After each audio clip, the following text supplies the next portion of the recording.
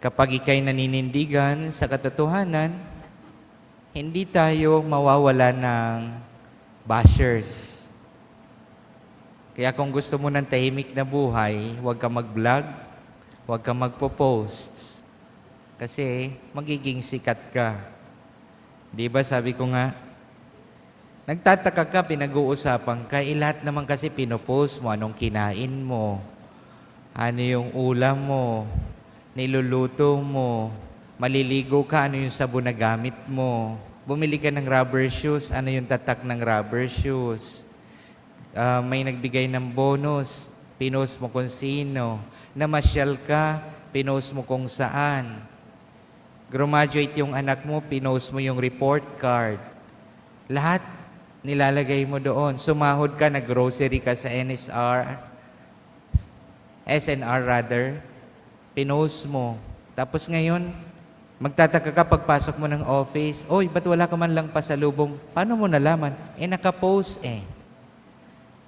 Sometimes, our lives become complicated due to our freedom.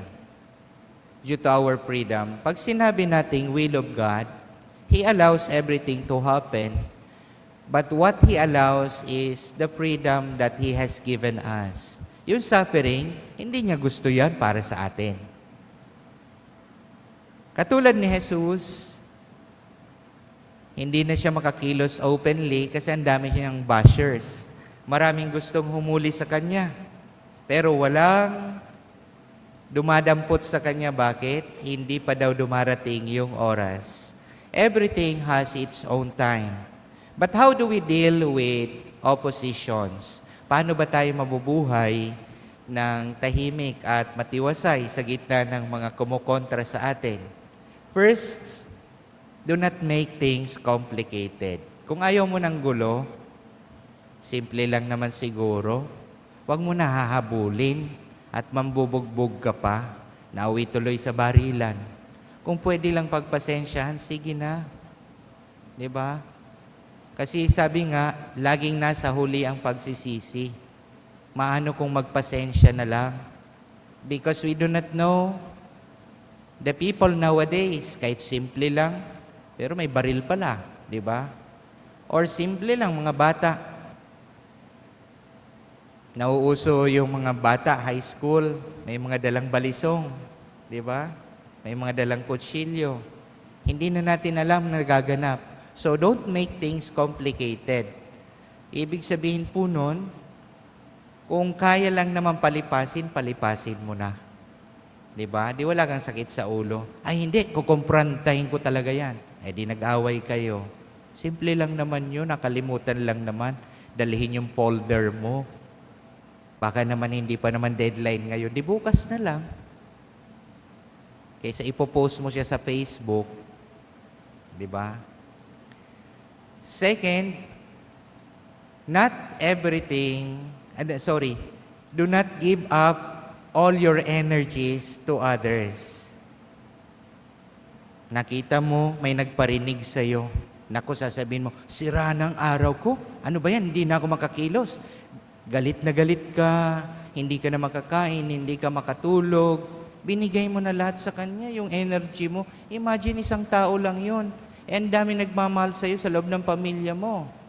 Pero, pinatulan mo, binigay mo na lahat ng energy mo the whole day, the whole week, the whole month. Kaya hindi ka na tuloy makakilos. Another thing is, not everything is about you. Remember, kapag meron tayong kasamaan ng loob, pag nag-post yan, hindi naman lahat siguro tungkol sa'yo. Diba? Minsan mapapahiya tayo kapag kinonfront natin at sinabi niya, hindi yun para sa'yo, para sa pamilya ko yun. Pamilya ba kita? Diba? So, not everything is about you. Malay mo, naka-relate lang siya, shinare niya. Tayo naman masyadong paranoid. Para sa akin yata yun. Naku, nagpaparinig na naman. Pinag-ayos na kami. Not everything is about you. No? And lastly, trust God.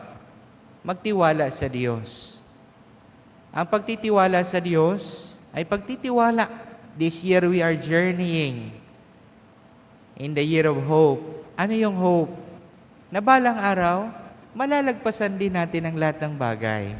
Remember, everything here on earth is nothing. Nothing. Naalala ko nung pandemic, dahil di lumalabas yung mga tao. Ako naman, meron pa ako mga bagong sapatos. Nung matapos yung pandemic, nagagamitin mo na naiiwan yung suelas. Kahit anong tago natin ng bagay na pinag-iingatan natin, masisira din yan. Ang importante ay yung pagtitiwala natin sa Diyos. Everything will end. Hindi naman forever. Tayo ay nahihirapan. Hindi forever tayo ay merong problema. Meron naman siguro mga yugto sa buhay natin na positibo. Pinatunayan na yan ng Diyos. Ang daming milagrong ginawa ang Diyos sa buhay natin. Kaya lang minsan kapag tayo ay nabibigatan, nakakalimutan natin ang ibinibigay sa atin ng Diyos araw-araw. Bakit? Kasi nga, natatakpan tayo ng takot, worries, overthinking. Sabi ko nga, sa sakit, may sakit ka. Sinabi lang na magpa-ultrasound ka kasi parang may bukol. Naku, natakot ka na. Nag-i-imagine ka na kung anong kulay ng kabaong mo pag binurol ka. Ano ba isusuot mo? Sino yung dadalaw? Sinabi lang ng doktor, magpa-ultrasound ka. Hindi naman sinabi, mag-canvas ka na. Diba? Mag-canvas ka na. I-prepare mo na lahat, hindi pa nga dumarating. So, ang worries oftentimes makes us weak, makes us paralyzed. Hindi na tayo makakilos.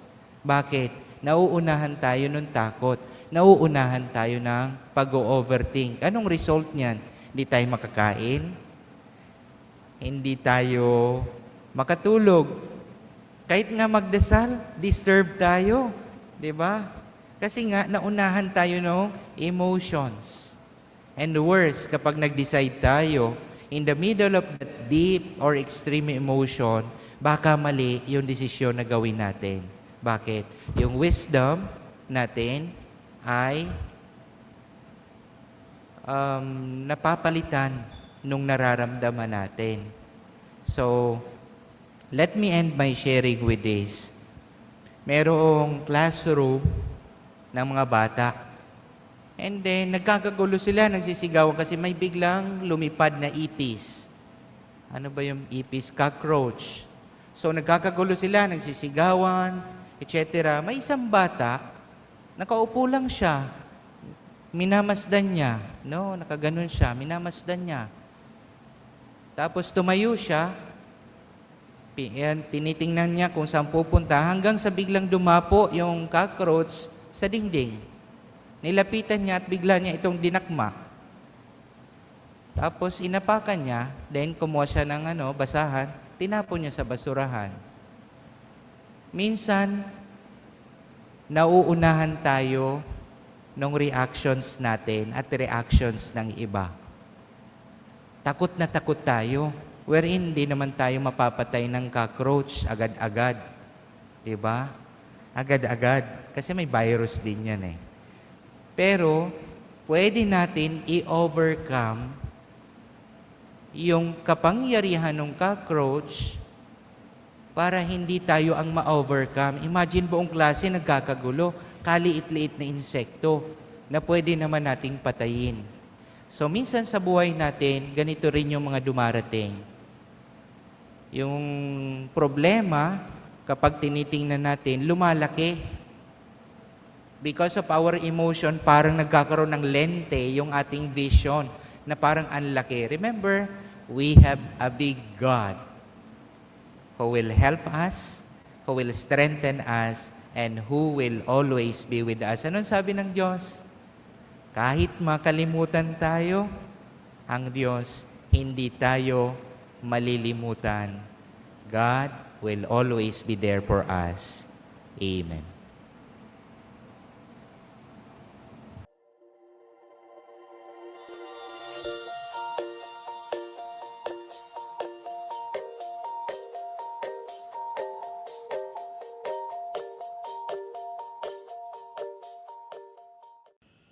God is good all the time.